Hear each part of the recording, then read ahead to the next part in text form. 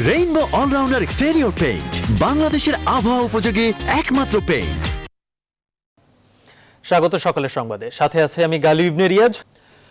COVID-19 মহামারী থেকে ঘুরে দাঁড়াতে দরকার জুৎসই সিদ্ধান্ত, এমনটাই মনে করেন সাবেক রাষ্ট্রপতি ও বর্ষিয়ান রাজনীতিবিদ ডক্টর বদরুদ্দোজা চৌধুরী। তার মতে দেশকে বাঁচাতে রাজনৈতিক মতপার্থক্য ভুলে সকলকে নিয়ে এখনই এগিয়ে আসতে হবে সরকারকেই। টেলিফোনে নিউজ 24-কে দেওয়া সাক্ষাৎকারে তিনি আরও বলেন, সংক্রমণ রোধে এই মুহূর্ত থেকেই আইন প্রয়োগ করে সকলকে মাস্ক পরতে বাধ্য করতে হবে। সে সঙ্গে সর্বোচ্চ সংখ্যক টেস্ট করে প্রয়োজন মোতাবেক কোয়ারেন্টাইন ও আইসোলেশনের ব্যবস্থা করা জরুরি। তৌহিদ শান্তর প্রতিবেদন।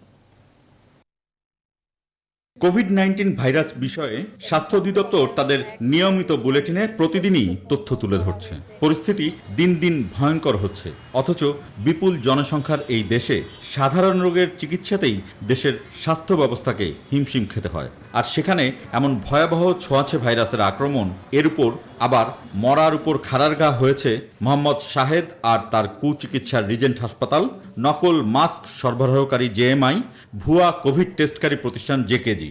মানুষের দুর্দশার সুযোগে এমন অন্যায়কে কঠোর হাতে দমনের কথাও বলছেন অধ্যাপক ডাক্তার বদরুদ্দোজা চৌধুরী। যারা ডাক্তার নামে তো অবশ্যই মানুষ নামের অবশ্যই এদের ব্যাপারে কঠোর পদক্ষেপ নেওয়া উচিত, কঠোর পদক্ষেপ নেওয়া উচিত, দ্রুত বিচারে নেওয়া উচিত। তিনি মনে করেন টেস্টের সংখ্যা বাড়াতেই হবে, স্বাস্থ্যবিধি মানতে সচেতন করতে হবে মানুষকে। এখন সরকারের উচিত হবে মাস্ক ব্যবহারের ব্যাপারে অনেক কঠোর হয়। মাস্ক ব্যবহারের জন্য ফাইন করতে হবে, না ব্যবহার করলে একটা দেখুন সঙ্গে 100 টাকা ফাইন করা উচিত, সেকেন্ড পারসেন্ট 1,000 টাকা, আর আপনি 10,000 এবং 7 দিন দেন। এইখানে করা একটা অডিয়েন্স করা উচিত, করতে পারলে বোধ হয় এরা ভয় পেয়ে হলেও করতে হবে। আইসোলেশন এবং কোয়ারেন্টাইন এই দুইয়ের কার্যকর প্রয়োগের কথাও বলছেন অধ্যাপক বি চৌধুরী। সরকারি বেসরকারি অফিসের 50 কর্মকর্তা কর্মচারীদের ঘরে বসে কাজ করার সুযোগ তৈরির পরামর্শও দিচ্ছেন তিনি। বিদেশ থেকে যারা এখন আসছে আগে এসছেন তাদের ব্যাপারে যদি আমাদের কোয়ারেন্টাইন সিস্টেমটা সত্যিকার সফলভাবে কার্যকর করা হচ্ছে, ঢাকা ইউনিভার্সিটি শুরু করে যত ইউনিভার্সিটি আছে প্রাইভেট প্রত্যেকের হাজার হাজার এবং এখানে খাওয়া দাওয়ার একটা সিস্টেম আছে, এইগুলো সরকার ব্যবস্থা করতে। প্রবীণ এই রাজনীতিবিদ বলছেন, এই দুর্যোগ রাজনৈতিক সিদ্ধান্ত নিয়ে রাষ্ট্রীয়ভাবে মোকাবেলা করতে হবে। আমার দেশে যখন তখন HIV এইডস ন্যাশনাল কমিটি করা হয়, রাজনৈতিক সিদ্ধান্ত ছিল। আরেকবার যখন ভারত থেকে প্লেগ আসছিল তখন একটা কমিটি করা ইমিডিয়েটলি করা হলো, এবং রাজনৈতিক সিদ্ধান্ত করা হয়েছে, এবং রাজনৈতিক সিদ্ধান্ত অবশ্যই হবে। এগুলো এত গায়ে করতে পারবেন না। যারা রাজনীতি করেন, বিশেষ করে সরকারি দল থাকে, এই রাজনৈতিক সিদ্ধান্তের সঙ্গে সবাইকে জড়িত করা অবশ্যই। সরকারকে বিশেষ দায়িত্ব দিতে হবে, কিন্তু সবাই মিলে যদি করা যায় তাহলে এটা আরো ভালো হবে। সুনির্দিষ্ট লক্ষ্য এবং উদ্দেশ্য নিয়ে এগোলে মহামারী মোকাবেলায় দেশ সক্ষম হবে বলেও আশাবাদী সাবেক এই রাষ্ট্রপতি। তৌহিদ শান্ত, নিউজ 24, ঢাকা। স্বাস্থ্যখাতকে ঢেলে সাজানোর প্রত্যাশার মধ্যে স্বাস্থ্য অধিদপ্তরের নতুন মহাপরিচালক হচ্ছেন ডক্টর আবুল বাশার মোহাম্মদ খুরশিদ আলম। সাবেক ডিজি অধ্যাপক ডক্টর মোহাম্মদ আবুল কালাম আজাদের পদত্যাগের পর তার স্থলাভিষিক্ত হচ্ছেন তিনি। একই সঙ্গে স্বাস্থ্য অধিদপ্তরের পরিচালক, হাসপাতাল ও ক্লিনিক পদে নিয়োগ পাচ্ছেন ডক্টর ফরিদ হোসেন মিয়া। বৃহস্পতিবার এ সংক্রান্ত প্রজ্ঞাপন জারি করেছে সরকার। প্লাবন রহমান জানাচ্ছেন বিস্তারিত। দেশের স্বাস্থ্য খাত কতটা বেহাল, চিকিৎসা পেতে মানুষ আসলে কতটা অসহায়, তা সবাইকে চোখে আঙুল দিয়ে দেখিয়ে দিয়েছে করোনাকাল। দেশের স্বাস্থ্য ব্যবস্থার দেখভালের বড় দায়িত্ব স্বাস্থ্য অধিদপ্তরের, অথচ কঠিন এই বৈশ্বিক মহামারীর সময়ে দেশের মানুষের আস্থা পুরোপুরি হারিয়ে ফেলে চিকিৎসা সেবা ব্যবস্থা। করোনা ভাইরাসের প্রকোপের শুরু থেকেই নানা সিদ্ধান্তের সমন্বয়হীনতা, মানসম্মত পিপিই ও মাস্ক সরবরাহে অনিয়ম এবং নিজ বক্তব্যের কারণে আলোচিত সমালোচিত ছিলেন সদ্য সাবেক স্বাস্থ্য অধিদপ্তরের মহাপরিচালক ডাক্তার আবুল কালাম আজাদ। এরপর রিজেন্ট হাসপাতাল এবং জেকেজির ভুয়া করোনা সার্টিফিকেট জালিয়াতি ফাঁস হওয়ার পর আরও তোপের মুখে পড়েন স্বাস্থ্য অধিদপ্তরের ডিজি। পুরো স্বাস্থ্য ব্যবস্থাকে ঢেলে সাজাতে চাপ বাড়ে সরকারের ওপর। এরই ধারাবাহিকতায় 21 জুলাই পদত্যাগপত্র জমা দেন আবুল কালাম আজাদ। দেখব যেখানে যেখানে প্রয়োজন পরিবর্তনের সেই বিষয়গুলো আমরা অবশ্যই দেখব। নানা কেলেঙ্কারি আর বিতর্কের মধ্যে বৃহস্পতিবার স্বাস্থ্য অধিদপ্তরের ডিজির পদত্যাগপত্র গ্রহণ করে তার নিয়োগ বাতিল করে সরকার। একই সঙ্গে স্বাস্থ্য খাতে সুদিন ফেরানোর আশা নিয়ে নতুন মহাপরিচালক হিসেবে বসানো হচ্ছে ডাক্তার আবুল বাশার মোহাম্মদ খুরশিদ আলমকে, যিনি ঢাকা মেডিকেলের সার্জারি বিভাগের প্রধান হিসেবে দায়িত্ব পালন করছেন। স্বাস্থ্য অধিদপ্তরের ডিজির পদত্যাগে শেষ নয়, অব্যাহতি দেওয়া হয়েছে স্বাস্থ্য অধিদপ্তরের হাসপাতাল ও ক্লিনিক শাখার পরিচালক আমিনুল হাসানকে। বৃহস্পতিবার জারি হওয়া একই প্রজ্ঞাপনে অধিদপ্তরের উপপরিচালক ও কর্মসূচি ব্যবস্থাপক মোহাম্মদ ফরিদ হোসেন মিয়াকে হাসপাতাল ও ক্লিনিক শাখার পরিচালক হিসেবে দায়িত্ব দেওয়া হয়েছে। স্বাস্থ্য ব্যবস্থার উপর মানুষের আস্থা ফেরাতে এসব রদবদল চলছে, তবে স্বাস্থ্যমন্ত্রী তার নিজের চলে যাওয়ার গুঞ্জন নিয়ে স্পষ্ট করে কিছুই বলেননি।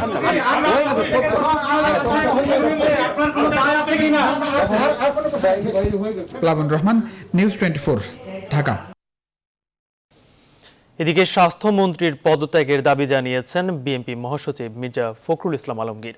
গতকাল নিজ বাসভবনে ভার্চুয়াল সংবাদ সম্মেলনে তিনি এ দাবি জানান। বলেন, ডিজির পদত্যাগই যথেষ্ট নয়, সঠিক তদন্তের মাধ্যমে দুর্নীতিতে জড়িতদের বিচারের আওতায় আনতে হবে।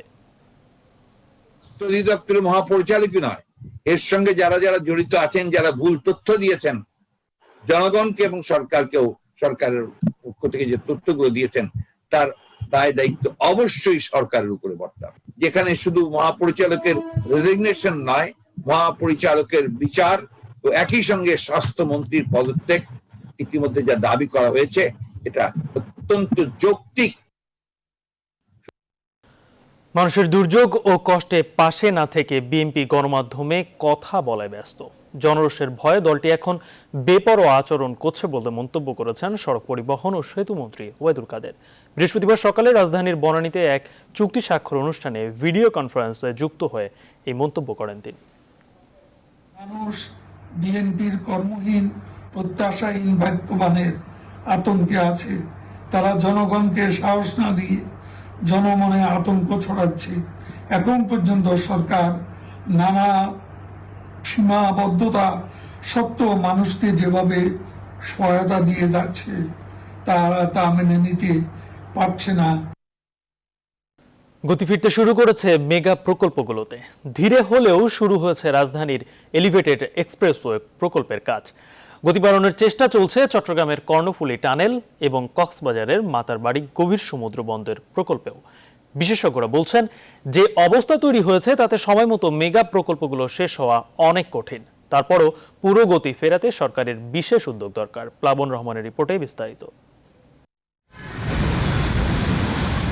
করোনার প্রভাবে 2 মাসেরও বেশি বন্ধের পর এমন চেহারায় ফিরেছে রাজধানীর এলিভেটেড এক্সপ্রেসওয়ে প্রকল্প। কর্মব্যস্ততা ফিরছে সরকারের অন্যতম গুরুত্বের তালিকায় থাকা এই মেগা প্রকল্পে। স্বাস্থ্যবিধি মেনে রাজধানীর কুড়িল এলাকায় চলছে এমন কর্মযজ্ঞ। কিন্তু এই জায়গা ছাড়া ঢাকা চট্টগ্রাম মহাসড়কের কুতুবখালী পর্যন্ত পুরো প্রকল্প এলাকায় কর্মব্যস্ততা খুঁজে পাওয়া কঠিন। প্রকল্প পরিচালক বলছেন, ধীরে ধীরে কাজের পরিধি বাড়ানোর চেষ্টা করছেন তারা। ঢাকা এলিভেটেড এক্সপ্রেসওয়ে প্রকল্প নির্মাণের টার্গেট 2022 সালের অক্টোবরের মধ্যে। স্বাস্থ্যবিধি মেনে গত 5 মে 2020 থেকে তাদের কার্যক্রম শুরু করেছে। বর্তমানে প্রায় 350 জন লেবার আছে। আমরা আশা করছি যে নির্দিষ্ট সময়ের মধ্যে কাজ শেষ করতে পারবো ইনশাআল্লাহ। করোনার কারণে আগের মতো গতি নেই চট্টগ্রামের কর্ণফুলী টানেল প্রকল্পেও। এর মধ্যে চীন থেকে যেসব সরঞ্জাম আসার কথা করোনার কারণে তাও খুব একটা আসতে পারছে না। তবে চীনা শ্রমিক কর্মকর্তাদের সঙ্গে নিয়ে বাড়ছে কাজের পরিধি। 2022 সালে এই প্রকল্প শেষের টার্গেট নিয়েই এগোচ্ছে কাজ।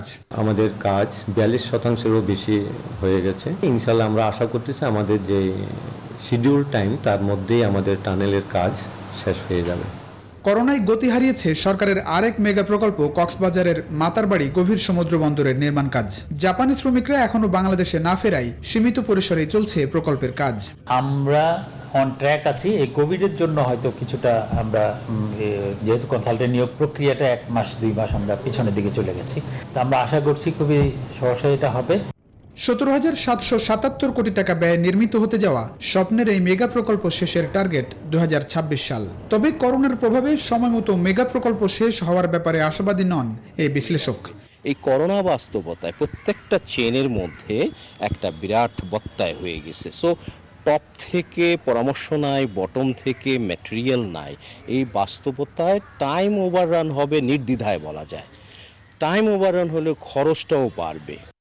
শুধু এই 3টি নয়, সরকারের অন্য সব মেগা প্রকল্প অচলাবস্থা কাটিয়ে ধীরে ধীরে বাড়াচ্ছে কাজের পরিধি। চেষ্টা চলছে বটে, কিন্তু এখনো পুরোদমে শুরু হয়নি মেগা প্রকল্পগুলোর কাজ।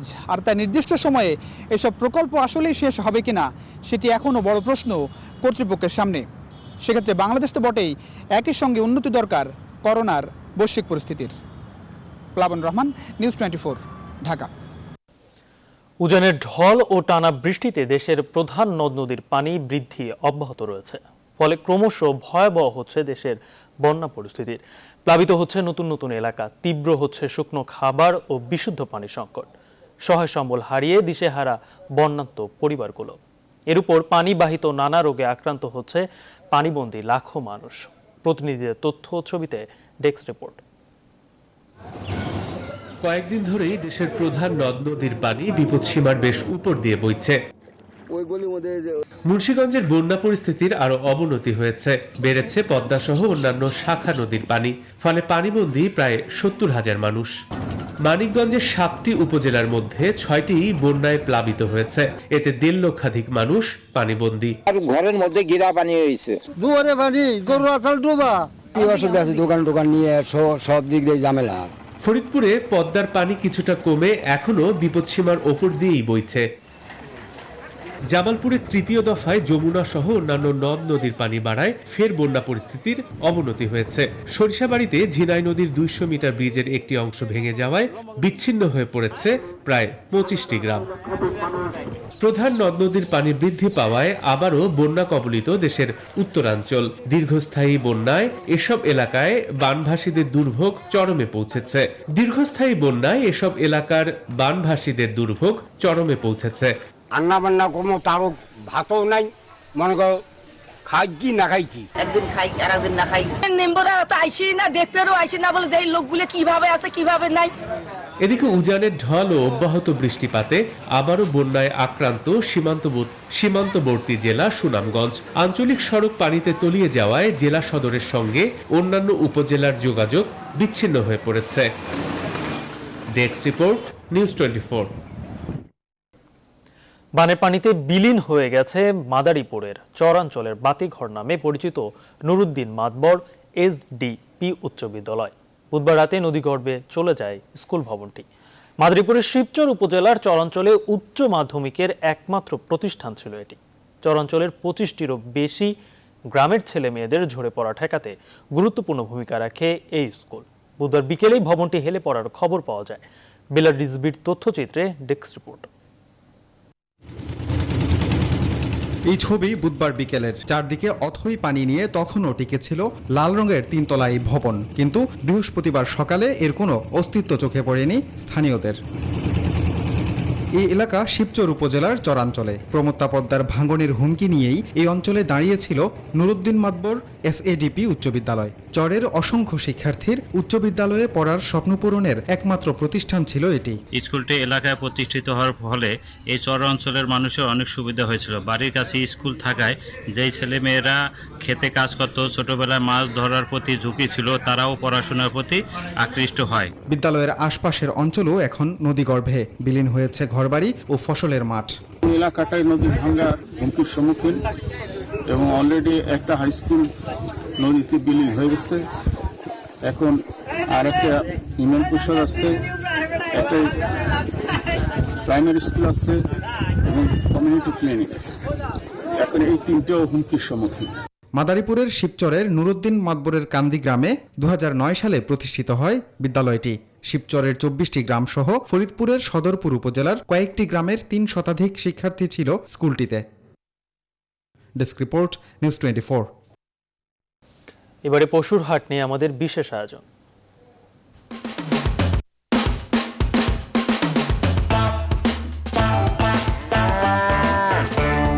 জীবাণুমুক্ত থাকার কন্ট্রোল হাতে রাখি বলেই আমরা নিশ্চিন্ত। Savlon complete family protection. পবিত্র ঈদুল আজহাকে সামনে রেখে রাজধানীর পশুর হাটগুলোতে চলছে শেষ মুহূর্তের প্রস্তুতি। সরকারি ঘোষণা অনুযায়ী স্বাস্থ্যবিধি মেনে আগামী 25 আগস্ট থেকে পশু কেনাবেচা শুরু হবে বলে জানায় ইজারাদাররা। তবে করোনা পরিস্থিতির কারণে কোরবানির পশুর প্রত্যাশিত দাম পাওয়া নিয়ে শঙ্কা রয়েছে খামারিদের। এদিকে হাটের চাইতে অনলাইন প্ল্যাটফর্মে গরুর দাম কিছুটা কম বলে জানায় ক্রেতা ও দর্শনার্থীরা। বিস্তারিত তালুকদার বিপ্লবের প্রতিবেদনে। করোনা ভাইরাসের প্রকোপের কারণে এবার রাজধানীতে পশুর হাটের সংখ্যা কমিয়ে 11টি করা হয়েছে। হাটের স্বাস্থ্যবিধি সহ অন্যান্য শর্ত সঠিকভাবে বাস্তবায়নে মনিটরিং কমিটি গঠন করেছেন ঢাকার 2 সিটি কর্পোরেশন। এসব কিছু বিবেচনায় রেখে রাজধানীর পশুর হাটগুলোতে চলছে শেষ মুহূর্তের প্রস্তুতি। রাজধানীর গাবতলী, উত্তরা ও ভাটারা এলাকা ঘুরে দেখা যায় নিয়ম মেনে জায়গা ফাঁকা রেখে বাঁশ ও ত্রিপল দিয়ে হাট প্রস্তুত করতে ব্যস্ত সময় পার করছেন ইজারাদার কর্মীরা। সামাজিক দূরত্ব বজায় রেখে আমাদের এই হাটের ভিতরে গরু বেচা কেনা হবে। আর 8 ফিট দূরে দূরে না রাখলে তো করোনাকালীন এই সময়টা রাখা উচিত, এই কারণে আমরা সেটা লক্ষ্য রাখছি। তবে করোনাকালে কেমন হবে গরু বেচা বিক্রি, দাম কেমন পাওয়া যাবে, এসব চিন্তায় কপালে ভাঁজ খামারিদের। গরু নয় খুব ভয় লাগছে স্যার, কি করোনার কারণে, কিন্তু গরু এবার কম। বাজার অনুসারে আমরা বেচা কেনা করে যাব, হয়তো কিছু বাড়তি হইতে পারে। তবে এবার হাটের চাইতে অনলাইন প্ল্যাটফর্মে গরুর দাম কিছুটা কম বলে জানায় ক্রেতা ও দর্শনার্থীরা। শুধু বেশি না, অনেক বেশি, এটা মানে নেওয়ার মতো না। এরা বিক্রি করবে না, এখন ছাড়বে পরে আর কি। অনলাইনে দেখতে গেছিলাম আমরা, গরু দেখছি ওখানে মোটামুটি পছন্দ। এদিকে এবার পশুর হাটগুলোতে স্বাস্থ্যবিধি মানার ব্যাপারে কঠোর ঢাকা 2 সিটি কর্পোরেশন। যারা নিয়ম মানবে না তাদের বিরুদ্ধে সংক্রমণ রোগ প্রতিরোধ, নিয়ন্ত্রণ ও নির্মূল আইন 2018 এবং সিটি কর্পোরেশন আইন 2009 অনুসারে ব্যবস্থা নেওয়া হবে। তালুকদার বিপ্লব, নিউজ 24, ঢাকা। পাবনায় করোনা পরিস্থিতির কারণে কোরবানির পশুর হাটে কেনা বেচা একেবারেই কম। করোনা ভাইরাসে আক্রান্ত হয়ে পড়ার আশঙ্কায় হাটে আসছেন না অনেকে।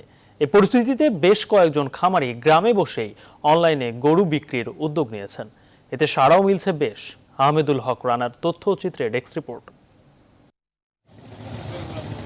কোরবানির ঈদকে সামনে রেখে পাবনার বিভিন্ন খামারে পশু পরিচর্যায় ব্যস্ত সময় পার করছেন খামারিরা। প্রতি বছর ঈদের আগে বিভিন্ন স্থান থেকে গরু কিনতে ব্যবসায়ীরা আসলেও করোনার কারণে এবছর পাল্টে গেছে সে চিত্র। খামারিরা জানান, একদিকে ব্যবসায়ীরা আসছে না, অন্যদিকে পশুর হাটে ক্রেতাও নেই। করোনা সংক্রমণের শঙ্কায় হাটে গরু বেচা কিনি না হওয়ায় ব্যক্তি উদ্যোগে অনলাইনে পশু বিক্রি শুরু করেছেন তারা। ঈদের সময় বাইরের অনেক পার্টিতে আসে, প্রচুর আনাগোনা ছিল, কেনার জন্য আসতো। এই করোনার কারণে কেউ এই বছর কোনো লোকজন নাই। আমাদের বিভিন্ন অঞ্চলে হাটঘাট আগার মতো আর নেই, সে লক্ষ্যে আমরা অনলাইনে গরু বিক্রয় করছি, এতে আমরা ভালো সাড়া পাচ্ছি। খামার থেকে গরুর ছবি ও ভিডিও নিয়ে সামাজিক যোগাযোগের বিভিন্ন মাধ্যমে ছড়িয়ে দিচ্ছেন। আর এজন্য খামারগুলোতে কাজ করছে একাধিক কর্মীও। নির্দিষ্ট গরু দেখতে চাইলে আমরা সেই ভিডিওটা আবার পুনরায় করি, তার ইনবক্সে থ্রো করি, সে যে প্ল্যাটফর্মে চায়, দেওয়ার পরে তার সঙ্গে আমরা যদি গরু পছন্দ হয় তার সঙ্গে দরদাম করে সাধারণত আমরা এভাবে বিক্রি করে থাকি। ব্যাংকের মাধ্যমে টাকা পরিশোধ করলে খামারিরাই পশু পৌঁছে দিচ্ছে ক্রেতার বাড়িতে। এতে বেশ খুশি ক্রেতারা। অনলাইনে কোরবানির পশু কেনাবেচার ফলে করোনা ভাইরাসের সংক্রমণের ঝুঁকি কমার পাশাপাশি খামারিরা ন্যায্য দাম পাবে বলে মনে করেন সংশ্লিষ্টরা। হাতে সামাজিক দূরত্ব রক্ষা করা সম্ভব না, আর অনলাইনে বিক্রি করলে সে নিরাপত্তার মাধ্যমে এবং ন্যায্য মূল্য পাচ্ছে। পাবনায় ছোট বড় 21,000 খামার রয়েছে। Desk report, news 24। ডিবি পুলিশের কাছে 10 দিনের রিমান্ডে থাকা রিজেন্ট গ্রুপের চেয়ারম্যান মোহাম্মদ শাহেদকে 6 দিনের মাথায় হস্তান্তর করা হয়েছে র্যাবে। বৃহস্পতিবার দুপুরে তাকে নিয়ে আসা হয় র্যাব সদর দপ্তরে। র্যাব মুখপাত্র আশিক বিল্লাহ জানান, স্বরাষ্ট্র মন্ত্রণালয়ের অনুরোধ ক্রমে প্রতারণা মামলার তদন্তের জন্য 4 দিনের রিমান্ডে আনা হয়েছে। মৌ খন্দকারের প্রতিবেদন। রিজেন্ট হাসপাতালের চেয়ারম্যান শাহেদকে করোনা পরীক্ষার রিপোর্ট সহ নানা অনিয়মের অভিযোগে গ্রেফতার করে র্যাব। র্যাবের হাতে ধরার পর শাহেদকে 10 দিনের রিমান্ডে নেয় ডিবি পুলিশ। এবার জিজ্ঞাসাবাদ করবে র্যাব। দুপুরে তাকে ডিবি অফিস থেকে 4 দিনের রিমান্ডে র্যাব সদর দপ্তরে আনা হয়। র্যাবের মুখপাত্র আশিক বিল্লাহ জানান, শাহেদ সব জায়গায় প্রতারণা করত। কারাগারে আটকে থাকা কয়েদিদের মুক্তি দেওয়ার কথা বলেও সে অর্থ হাতিয়ে নিয়েছে। র্যাব হটলাইনে দেশ বিদেশ থেকে 160টি অভিযোগ এসেছে শাহেদের নামে। 12.5 কোটি টাকার আর্থিক দুর্নীতির বিষয়ে আমরা সুনির্দিষ্ট তথ্য পেয়েছি। এর পাশাপাশি র্যাব তার বিরুদ্ধে সর্বমোট 48টি নিয়মিত মামলার সন্ধান পেয়েছে। সাতক্ষীরা দেবহাটা থানায় শাহেদের বিরুদ্ধে করা অস্ত্র মামলায় আদালতে রিমান্ডের আবেদন করবে বলেও জানান তিনি। তদন্তকারী কর্মকর্তা যিনি র্যাব 6 খুলনাতে, সে আজকে সন্ধ্যায় আমরা শাহেদের বিরুদ্ধে আদালতে রিমান্ড প্রার্থনা করব। এদিকে ডিএমপির ডিসি মিডিয়া ওয়ালিদ হোসেন জানান, জেকেজির চেয়ারম্যান সাবরিনার ঘটনায় করা মামলার তদন্ত কাজ শেষের দিকে। তাদের অফিস থেকে যেসব ডকুমেন্ট জব্দ করেছি বা সংগ্রহ করেছি সেগুলো যাচাই বাছাই করার জন্য আমাদের মামলার তদন্তকারী কর্মকর্তা সাথে আরও 2 জন কর্মকর্তা তারা স্বাস্থ্য অধিদপ্তরে গিয়েছিলেন। জেকেজির প্রতারণার মামলার চার্জশিট দ্রুতই আদালতে দেওয়া হবে বলে জানান তিনি। মৌ খন্দকার, নিউজ 24, ঢাকা। সকলের সংবাদে নিচ্ছে একটি বিরতি, সঙ্গে থাকুন, ফিরছে একটু পরে। বিরতির পর আবারও স্বাগত সকালের সংবাদে, দেখছেন নিউজ 24। হঠাৎ সরকারি আদেশে কোনো উপসর্গ ছাড়া করোনা টেস্ট করাতে বাধ্য হওয়ায় ভোগান্তিতে পড়েছেন বিদেশগামীরা। তারা বলছেন, কয়েকদিন আগেই ফ্লাইটের টিকিট কেটে এখন তা পুনরায় পরিবর্তন করতে হচ্ছে। তবে এবার করোনা টেস্টের ব্যবস্থাপনা নিয়ে সন্তুষ্ট বিদেশগামীরা। এরপরও কিছু অসঙ্গতির অভিযোগ থাকায় তা দ্রুত সমাধানের প্রতিশ্রুতি দিলেন আইসোলেশন সেন্টারের পরিচালক। আরও জানাচ্ছেন হাবিবুল ইসলাম হাবিব। করোনা টেস্টের নামে অনিয়ম কয়েক মাস ধরেই নানা সমালোচনার জন্ম দিয়েছে। বিভিন্ন দেশের বিমানবন্দর থেকে ফেরত পাঠানো হয় বিদেশগামীদের। এই অনিয়ম রুখতে সম্প্রতি বিদেশগামী যাত্রীদের ফ্লাইটের পূর্বে 32 ঘন্টার মধ্যে সরকার নির্ধারিত বুথে করোনা টেস্টের প্রজ্ঞাপন জারি করা হয়। এতে সবচেয়ে বিপাকে পড়েন যারা আগেভাগে ফ্লাইটের টিকিট কেটে রেখেছেন। ফ্লাইট পরিবর্তন ও পরিকল্পনা ভেস্তে যাওয়ায় খানিকটা অপ্রস্তুত হয়ে পড়েছেন এসব মানুষ। টিকিট বুক আমি রিপিটেডলি অনেক চেষ্টা করার পর 22 সেপ্টেম্বর 6 সেপ্টেম্বর পেলাম। এখন শুনলাম টেলিভিশন অ্যানাউন্সমেন্টে যে আমাকে করোনা টেস্ট করতে হবে। আমি ওই যে কানাডা থেকে আসছি, আমাদের ফ্লাইট ক্যান্সেল হয়ে গেছে। সো আমরা একটা ফ্লাইট পাইছিলাম, এখন এটা বলছে করোনা টেস্ট নিতে। এবার বিদেশগামীদের যাত্রা নিশ্চিতে স্থাপিত করোনা পরীক্ষার ব্যবস্থাপনা নিয়ে সন্তোষ প্রকাশ করেছেন তারা। তবে বয়স্ক ও অসুস্থদের জন্য বাসায় গিয়ে টেস্টের ব্যবস্থা না থাকায় ভোগান্তিতে পড়েছেন কেউ কেউ। অ্যাড্রেসটা আপনার পুরো বাস স্ট্যান্ড উল্লেখ করলে ভালো হবে, কারণ অনেকে অন্য মার্কেটে চলে যায়। এখানে যে ম্যানেজমেন্টটা দেখলাম আসলে খুব ভালো, চমৎকার হয়েছে। প্রত্যেকটা জিনিস খুব ডিসিপ্লিন ভাবে হলো, কোনো ক্রাউড ছিল না। এয়ারপোর্টের সাথে বা এখানে ডাক্তারদের সাথে কিছুটা সমন্বয়ের অভাব, তাছাড়া এখানে সার্ভিসটা খুবই ভালো। তবে তাদের সহায়তায় আন্তরিক চেষ্টার কথা বলছেন আইসোলেশন সেন্টারের পরিচালক। ব্যবস্থাপনা নিয়ে কোনো অভিযোগ বা ত্রুটি ধরা পড়লে তার নিরসনেরও প্রতিশ্রুতি দেন তিনি। এখন আপনাদের এখানে পর্যাপ্ত সংখ্যক বুথ আছে, সবাই এসে এখানে টেস্ট করাতে পারছে। আপনি দেখেছেন যে কোথাও কিন্তু সেইভাবে হ্রাস তৈরি হচ্ছে না। সোফার যার কাছে যেটুকু তার অসুবিধার কথা বলছেন, আমরা সেটাকেই অ্যাড্রেস করার চেষ্টা করছি। নির্ধারিত বুথগুলোতে গত 3 দিনে 1000-এরও বেশি স্যাম্পল নেওয়া হয়েছে। ভবিষ্যতে তা আরও বাড়বে বলেও দাবি কর্তৃপক্ষের। Habibul Islam Habib, news 24, Dhaka. Rajshahi medical college হাসপাতালে 7 বছর ধরে প্রবেশ বন্ধ সাংবাদিকদের। কোনো তথ্য বা ছবির জন্য গণমাধ্যম কর্মীদের বিড়ম্বনা পোহাতে হয় পদে পদে। এটিকে অনিয়ম ঢাকার কৌশল বলছেন সামাজিক সংগঠন নেতারা। আর সাংবাদিক নেতারা বলছেন, বহুবার তারা এ নিয়ে কথা বলেছেন, কিন্তু ফল শূন্য। রাজশাহী থেকে আরো জানাচ্ছেন কাজী শাহেদ। আমি যাকে লিড করেছেন উনি আমাকে এটা বলেছেন যে সাংবাদিকরা আসলে এখানে পরিচালকের পারমিশন নিয়ে তারপরে অতীতে যারা পরিচালকরা কেন এই সিদ্ধান্ত নিয়েছেন তাদের কাছে জিজ্ঞাসা করেন। আগের পরিচালকদের ধারাবাহিকতায় গত 7 বছর ধরে হাসপাতালে প্রবেশ করতে পারেন না গণমাধ্যম কর্মীরা। সংবাদের খোঁজে হাসপাতাল চত্বরে গেলেই ছুটে আসেন আনসার সদস্যরা। হাসপাতালে প্রবেশের প্রতিটি গেটেই আছে নিরাপত্তা কর্মী। সবার প্রবেশের সুযোগ থাকলেও গণমাধ্যম কর্মীরা যাতে প্রবেশ করতে না পারে সেজন্য তীক্ষ্ণ দৃষ্টি কর্তৃপক্ষের। আর একে অনিয়ম ঢাকার কৌশল বলছেন সামাজিক সংগঠনের নেতারা। হাসপাতালের যে অনিয়ম এবং অব্যবস্থাপনা এবং দুর্নীতি ব্যাপক বড়। আমি চাই সাংবাদিক প্রবেশের অধিকার গোটা বাংলাদেশ আছে, এখানেও হবে। কোন আইনে এই মেডিকেল কলেজের সাংবাদিকদের যাওয়া নিষিদ্ধ করলো, এটি কিন্তু প্রত্যেকে জানা দরকার। আমার জানা মতো এই ধরনের আইন আছে বলে আমি মনে করি। ঘটনার সূত্রপাত 2014 সালের 20 এপ্রিল। ওই দিন হাসপাতালের ইন্টার্ন চিকিৎসকরা হামলা করে কর্তব্যরত সাংবাদিকদের উপর। এতে গুরুতর আহত হন 2 সাংবাদিক। সিনিয়র সাংবাদিকরা বলছেন, দুর্নীতি আর অব্যবস্থাপনা ফাঁস হওয়ার ভয়ে হাসপাতাল কর্তৃপক্ষ গণমাধ্যমের প্রবেশ বন্ধ রেখেছে। এ নিয়ে তারা সরকারের হস্তক্ষেপ চান। সমস্যাটা তারা মিটিয়ে না ফেলে সেক্ষেত্রে আমরা তাদের সকল ধরনের ইতিবাচক সংবাদ প্রচার থেকে আমরা বিরত থাকব। স্থানীয় প্রশাসন এটা কোনোভাবেই কর্ণপাত করছে না। তো আমি মনে করি যে সাংবাদিকরা হাসপাতালে প্রবেশ করবে, এটার জন্য সরকারি হস্তক্ষেপ দরকার। সারা দেশে যে মেডিকেল কলেজ হাসপাতালগুলো আছে সেখানকার মতো রাজশাহী মেডিকেল কলেজ হাসপাতালেও সাংবাদিকদের প্রবেশাধিকার যেন পুরোদমে থাকে সেই দাবি জানাচ্ছি। তবে হাসপাতাল ব্যবস্থাপনা কমিটির সভাপতি নিজের অসহায়ত্বের কথা জানালেন। এবং আমাকে সরকার একটা অনেকটা স্কুল কলেজের সভাপতির মতো একটা যারা স্থানীয় হাসপাতালের সভাপতির দায়িত্ব দিয়েছেন, কিন্তু কর্তৃত্ব তো রয়ে গেছে তাদের হাতে। 2014 সাল থেকে গণমাধ্যম কর্মীদের প্রবেশে নিষেধাজ্ঞা জারি করে রাজশাহী মেডিকেল কলেজ হাসপাতাল কর্তৃপক্ষ। কাজী সাহেব, নিউজ 24, রাজশাহী। রাজধানীর দক্ষিণ সুইটের 59 নং ওয়ার্ডের কদমতলী শিল্পনগরীর সড়কের বেহাল দশা। রাস্তা জুড়ে খানাখন্দ আর বৃষ্টি ও সোয়ারেজের পানি। এমন পরিস্থিতিতে পণ্য পরিবহন বাধাগ্রস্ত হওয়ায় ক্ষতিগ্রস্ত হচ্ছে এলাকার শিল্প কারখানাগুলো। নিজেদের উদ্যোগে রাস্তা মেরামতের উদ্যোগ নিলেও স্থানীয় আওয়ামী লীগ ও তাঁতি লীগের নেতাকর্মীরা বাধা দিচ্ছেন বলে অভিযোগ কারখানা মালিকদের। তবে এমন অভিযোগ অস্বীকার করেছেন স্থানীয় আওয়ামী লীগ নেতারা। আরও জানাচ্ছেন সৈয়দ রায়হান। রাজধানীর কদমতলী শিল্পনগরীর চিত্র এটি। পুরো রাস্তা জুড়েই তৈরি হয়েছে ছোট বড় অসংখ্য খানাখন্দ।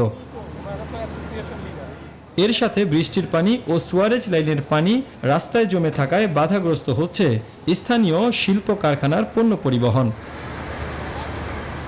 এমন বাস্তবতায় কদমতলীর 24 নম্বর সড়কটি নিজেরাই সংস্কারের উদ্যোগ নেন প্রায় 10টি স্টিল মিল মালিক ও এখানকার স্থানীয়রা।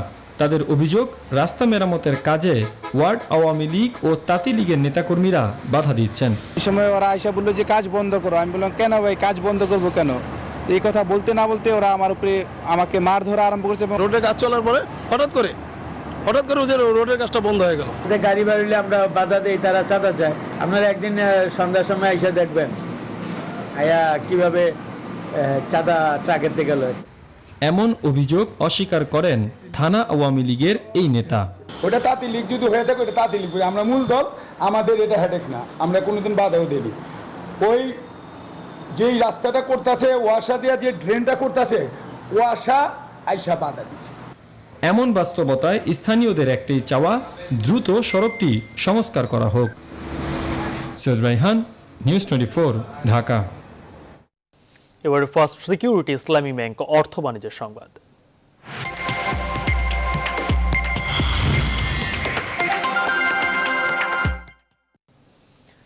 পিরোজপুর স্বরূপকাঠির ভাসমান পেয়ারার হাট।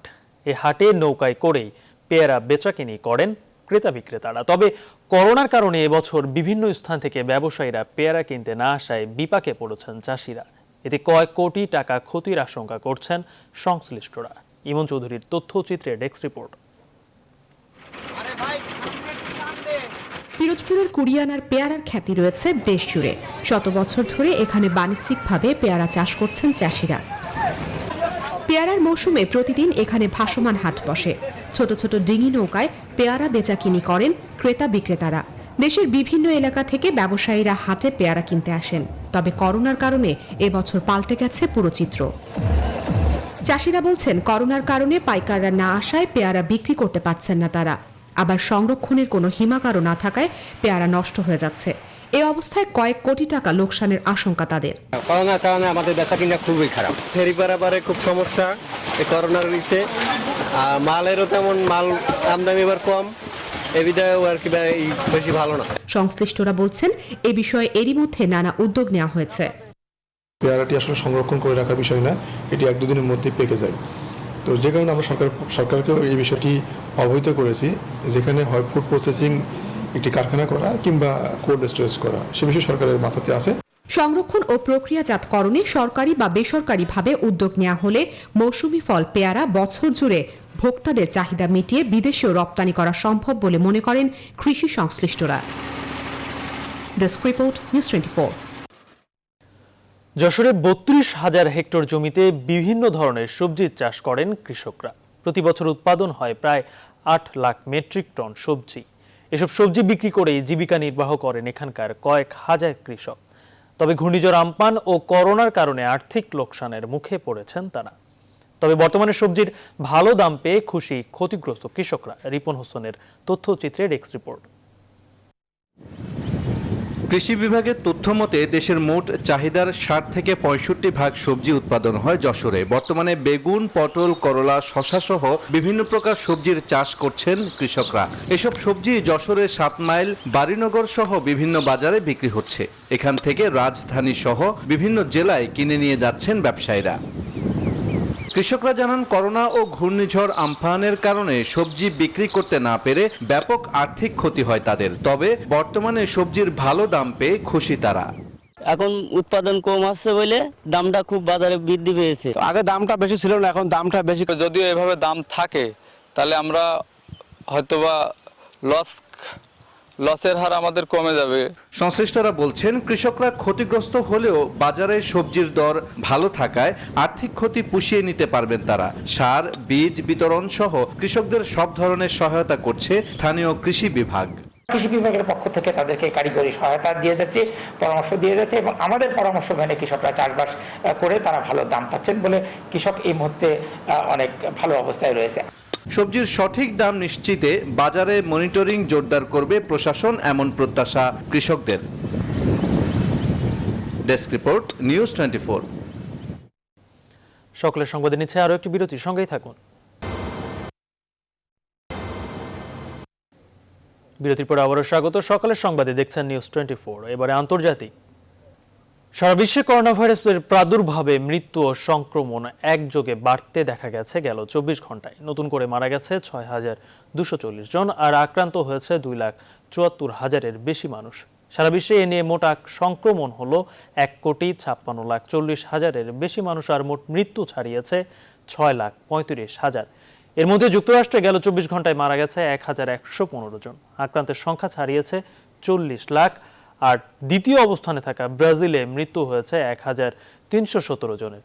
বিশ্ব সংক্রমণের তালিকায় তৃতীয় অবস্থানে থাকা ভারতে শনাক্ত হয়েছে একদিনে ৪৮,৫০০-এর মতো মানুষ আর নতুন করে ৭৫৫ জনের মৃত্যুতে দেশটিতে মৃতের সংখ্যা ৩০,০০০ ছাড়ালো।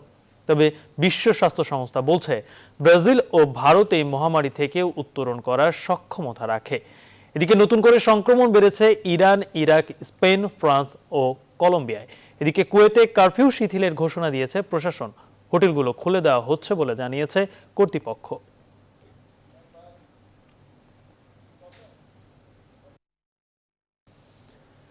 যুক্তরাষ্ট্রের সঙ্গে পাল্লা দিয়ে মহাকাশে নিজেদের আধিপত্য বৃদ্ধির লক্ষ্যে মঙ্গল গ্রহের উদ্দেশ্যে মহাকাশযান উৎক্ষেপণ করেছে চীন। বৃহস্পতিবার দেশটির দক্ষিণ অঞ্চলের হাইনান দ্বীপ থেকে তিয়ানওয়েন-১ নামের মহাকাশযানটি উৎক্ষেপণ করে। চীনের মহাকাশযানটিতে রয়েছে একটি অরবিটার, ল্যান্ডার ও রোভার। বিস্তারিত জানাচ্ছেন চন্দ্রানী চন্দ্রা। বৃহস্পতিবার বেইজিংয়ের স্থানীয় সময় 12:41 হাইনান প্রদেশ থেকে যাত্রা শুরু করে চীনের বৃহৎ মহাকাশ যানটি। যানটি প্রথমে মঙ্গলের কক্ষপথে ঘুরবে, তারপর সেখান থেকে একটি রোভার যানে অবতরণ করবে মরিচা রঙের গ্রহে। রোভারটি মঙ্গলের মাটির প্রকৃতি, গ্রহের ভৌগোলিক গঠন, আবহাওয়া, বায়ুমণ্ডল এবং পানির উৎসের সন্ধান করবে। আমরা বিশ্বাস করি প্রযুক্তিগত দক্ষতা ইতিমধ্যে মঙ্গল গ্রহে আমাদের প্রথম লক্ষ্য অর্জনের শর্ত পূরণ করবে। আমরা এই মিশনের সম্পূর্ণ সাফল্য অর্জনে অত্যন্ত আত্মবিশ্বাসী। এদিকে মার্কিন মহাকাশ সংস্থা নাসা চলতি মাসে 30 তারিখে তাদের প্রিজার্ভেন্স নামের মঙ্গলযান উৎক্ষেপণ করবে বলে জানিয়েছে। দুই দেশের উৎক্ষেপিত মহাকাশ যানই 2021 সালের ফেব্রুয়ারি নাগাদ মঙ্গলে পৌঁছবে বলে আশা করা হচ্ছে। সবকিছু ঠিকঠাক থাকলে প্রিজার্ভেন্সের মাধ্যমে মঙ্গলের বুকে সপ্তম মহাকাশ যান অবতরণের সাফল্য অর্জন করবে নাসা। সেই তুলনায় মঙ্গলে চীনের প্রথম অভিযান হতে চলেছে তিয়ানওয়েন-1 এর। এর আগে মঙ্গল গ্রহের আবহাওয়া ও জলবায়ু সম্পর্কে জানতে গ্রহটিতে মহাকাশযান পাঠিয়েছে সংযুক্ত আরব আমিরাত। এর মধ্যে চীনের মহাকাশ অভিযানের নতুন মাত্রা মহাকাশ প্রতিযোগিতাকে উস্কে দিচ্ছে বলে মনে করেন বিশেষজ্ঞরা। চন্দ্রানী চন্দ্রা, নিউজ 24। করোনা মহামারীর ফলে রপ্তানি 57 বছরের মধ্যে সবচেয়ে নিচে নামায় ভয়াবহ মন্দায় পড়েছে দক্ষিণ কোরিয়া। প্রত্যাশিত 2.9%-এর চেয়েও বেশি হ্রাস পেয়েছে এশিয়ার চতুর্থ বৃহত্তম এই অর্থনীতির মোট দেশজ উৎপাদন। এদিকে ভাইরাসের প্রাদুর্ভাবের মধ্যে অর্থনৈতিক পরিবেশ আরও উন্নত করার উদ্যোগ নিয়েছে চীন। বর্তমান এই বৈশ্বিক সংকট নারী ও পুরুষদের মধ্যে অর্থনৈতিক ব্যবধান বৃদ্ধি করতে পারে বলে সতর্ক বার্তা দিয়েছে আন্তর্জাতিক মুদ্রা তহবিল। নিবির আমিনের ডেস্ক রিপোর্ট। সাম্প্রতিক সপ্তাহগুলোর মধ্যে এবার জাপান ও সিঙ্গাপুরের বর্তমান অর্থনৈতিক পরিস্থিতির দিকেই হাঁটল দক্ষিণ কোরিয়া। করোনা মহামারীর ফলে 1998 সালের পর দেশটির মোট দেশজ উৎপাদনে দেখা দিয়েছে সর্বোচ্চ পতন। রপ্তানির ক্ষেত্রে তাদের অবস্থা আরও করুণ। 1963 সালের পর সবচেয়ে বড় ধরনের মন্দায় পড়েছে সিওল। অর্থনীতিতে মহামারীর প্রভাব কাটাতে এরই মধ্যে 277 ট্রিলিয়ন ওন ব্যয় করেছে দক্ষিণ কোরীয় সরকার। নিজেদের পূর্ববর্তী অর্থনৈতিক অবস্থান ফিরিয়ে আনতে বেশ কিছু পদক্ষেপ গ্রহণ করেছে চীন। বুধবার দেশটির বাণিজ্যিক পরিবেশ উন্নয়নের বিষয়ে এক সংবাদ সম্মেলনে নিজেদের মূলনীতিগুলো তুলে ধরেছে চীনের মানব সম্পদ ও সামাজিক সুরক্ষা মন্ত্রণালয়। মহামারীর কারণে 4 দশকের বেশি সময়ের মধ্যে প্রথম অর্থনৈতিক সংকোচন দেখতে চলেছে ভারতও। ফলে মূলধনী ব্যয় কমানোর পথে হাঁটছে দেশটির বিভিন্ন কোম্পানিগুলো। বুধবার প্রথমবারের মতো সোনার দাম 50,000 রুপির উপরে উঠতে দেখা গেছে দেশটিতে।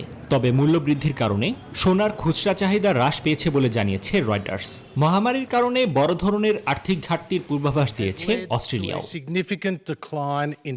এদিকে গেল 3 দশকে পুরুষ সহকর্মীদের সঙ্গে আর্থিক ব্যবধান কমিয়ে আনার ক্ষেত্রে যে অগ্রগতি দেখিয়েছেন নারীরা, ভাইরাস প্রাদুর্ভাবের জন্য তা ক্ষতিগ্রস্ত হবে বলে হুঁশিয়ারি বার্তা দিয়েছে আন্তর্জাতিক মুদ্রা তহবিল। নারীদের উপর বিরূপ প্রভাব এড়াতে নীতি নির্ধারকদের গুরুত্বপূর্ণ ভূমিকা পালন করতে হবে বলেই মন্তব্য করেছে IMF। নিবির আমিন, নিউজ 24। সকলের সংবাদে নিচ্ছে আরও একটি বিরতির সঙ্গেই থাকুন। বিরতির পরে আবারও স্বাগত সকলের সংবাদে, দেখছেন নিউজ 24। এবারে খেলার খবর। করোনার ভীতি কাটিয়ে মাঠে ফিরেছেন তাসকিন আহমেদ। স্বাস্থ্যবিধি মেনে মিরপুর শেরেবাংলা স্টেডিয়ামে ঝালিয়ে নিয়েছেন ফিটনেস ট্রেনিংয়ে। করোনাকালে খেলোয়াড়দের ব্যক্তিগত অনুশীলনের সুযোগ করে দেওয়ায় বিসিবিকে ধন্যবাদ জানিয়েছেন এই পেসার। আরও জানাচ্ছেন আরিফুল ইসলাম। চেনা ড্রেসিং রুম, বহুল পরিচিত হোম অফ ক্রিকেট, তারপরও দৃষ্টি জুড়ে অপার বিস্ময়। চিরচেনা মাঠের দিকে তাকিয়ে কি যেন ভাবছেন তাসকিন। ঠোঁটের কোণায় হালকা হাসি। 4 মাস পর ফিরলেন তাসকিন আহমেদ। পেছনে ফেলেছেন করোনা ভীতি। সতীর্থদের সঙ্গে চুটিয়ে আড্ডাটা ফিরে না এলেও অনুশীলনে ফেরায় উচ্ছ্বাসের কমতি নেই। ড্রেসিং রুমে এতদিন পরে ঢুকতে পারছি, মাঠটা মানে আসলে এটা একটা অন্যরকম ভালো লাগা লাগছে যে বাসা থেকে এতদিন হয়তো যতটুকু পারছি ট্রেনিং করছি, কিন্তু মিরপুর স্টেডিয়ামে আসার সুযোগ হয় নাই। গতির ঝড় তুলে আবারও ব্যাটসম্যানদের ঘায়েল করতে ঝালিয়ে নিচ্ছেন নিজেকে। উইকনেস বা ল্যাকিংস আছে, এর মধ্যে ফিটনেস, ফিল্ডিং অন্যতম। তো এই দুইটা জিনিস নিয়ে বেশি কাজ করার চেষ্টা করছি। বোলিংয়ে কোচদের সাথে কথা বলে যতটুকু পারছি ড্রিল করার চেষ্টা করছি। একের পর এক সিরিজের বাতিলের বেদনাটা এখনো মুছেনি। যখন থেকে লকডাউন শুরু হয়েছে একটার পর একটা সিরিজ কিন্তু পোস্টপোন্ড হচ্ছে। তো আমাদের যে ন্যাশনাল টিমের গ্রুপ আছে, যেখানে আমি একদিন দেখলাম শ্রীলঙ্কা সিরিজ পোস্টপোন্ডেড, তারপর নিউজিল্যান্ড সিরিজ, এখন ছিলাম T20 ওয়ার্ল্ড কাপ অন টাইমে হচ্ছে না। তো এই জিনিসগুলো ডেফিনেটলি কষ্ট লাগে যখন দেখি। লকডাউনের অবসরে ফিটনেস ধরে রাখার সরঞ্জাম পাঠানোয় বিসিবিকে ধন্যবাদ দিতে ভোলেননি ঢাকা এক্সপ্রেস। আরিফুল ইসলাম, নিউজ 24। শুভ্র দেয়ালের এক প্রান্তে প্রাচীন নগরের দিনলিপি, অন্য প্রান্তে নির্মল গ্রামের স্নিগ্ধ রূপ। কোণঠাসায় নগরীতে এক টুকরো স্বস্তি দিতে পারে এমন কিছু চিত্রপট।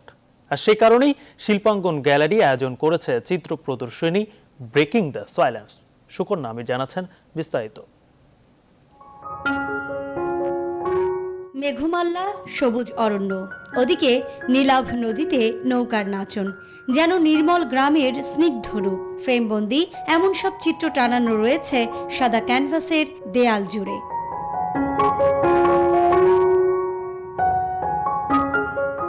অপর প্রান্তের দেয়ালে শোভা পাচ্ছে প্রাচীন নগরের দিনলিপি, কারুকার্য খচিত পুরনো ভবনের চিত্র। যেন শিল্পীর বিমূর্ত ভাবনার জগতের সাথে প্রকৃতি ও জীবনের আখ্যান মিলেছে এক বিন্দুতে। 6 শিল্পীর আঁকা এমন 32টি শিল্পকর্ম এখন শোভা পাচ্ছে রাজধানীর ধানমন্ডির শিল্পাঙ্গন গ্যালারিতে।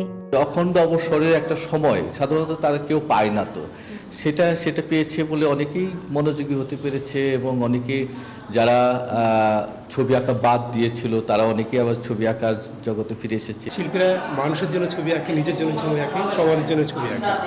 তো আমরা সেই শিল্পকর্মের ভিতর দিয়ে আমরা সমাজের নতুন একটা রাস্তা খুঁজে পাবো। এই চিত্রকর্মগুলো ওনারা যদি একটু সংগ্রহ করেন, কেনেন, তাহলে হয় কি যে এই আমাদের শিল্পীরা একটু উপকৃত হতে পারেন। প্রদর্শনীর শিরোনাম ব্রেকিং দ্য সাইলেন্স। চিত্র প্রদর্শনীর আয়োজন চলবে 29 জুলাই পর্যন্ত। প্রতিদিন বেলা 3টা থেকে সন্ধ্যা 7টা পর্যন্ত দর্শকদের জন্য উন্মুক্ত থাকবে গ্যালারি। সুকন্যা আমির, নিউজ 24, ঢাকা। এই ছিল সকালের সংবাদ। দেখছেন নিউজ 24। সঙ্গে যারা ছিলেন ধন্যবাদ সবাই।